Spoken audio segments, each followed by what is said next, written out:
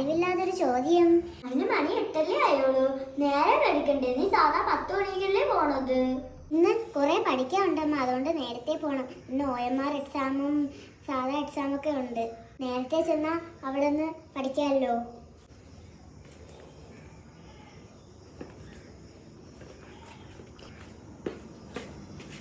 നേരം എടുക്കാൻ കാത്തു നിൽക്കുകയാണല്ലേ ഇവിടെ നിന്ന് ചാടാൻ.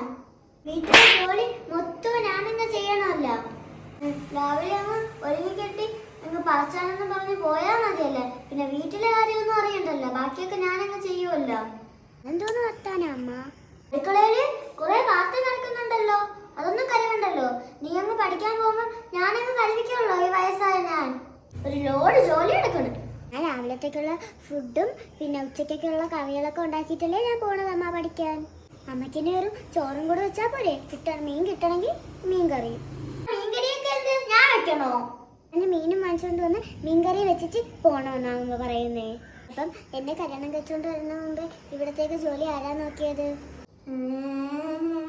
അല്ല, എനിക്കറിയാം ഞാൻ പഠിക്കാൻ പോണേന് അമ്മയ്ക്ക് ഒരു വിദൂരവും ഇല്ലാന്ന്. ഇത് ആരും അമ്മേനെ സ്കൂളിലേക്ക് തരുന്നതാ. അല്ലെങ്കിൽ അമ്മ എൻ്റെ അടുത്ത് ഇങ്ങനെയൊന്നും പറയത്തൊന്നുമില്ല.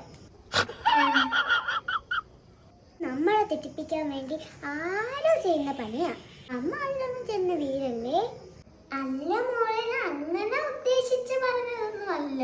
അങ്ങനെ നല്ലവര് പറഞ്ഞ ഞാൻ കേൾക്കാൻ വേണ്ടി ഇരിക്കുകയാണ്.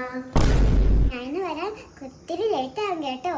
നേരം ഇറങ്ങി പോണതും പോലെ രാത്രി വരുവോളാ.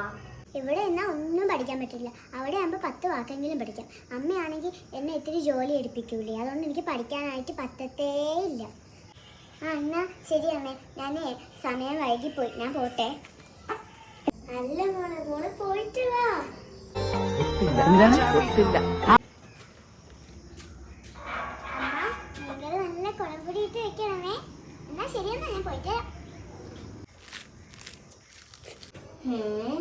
ഇവളിനി എന്നാ കളിയാക്കിട്ട് പോയതായിരുന്നാ? ഏയ്, അതിനുള്ള ബുദ്ധിയൊക്കെ കിട്ടി. ഞാൻ മറ്റേ സീരിയൽ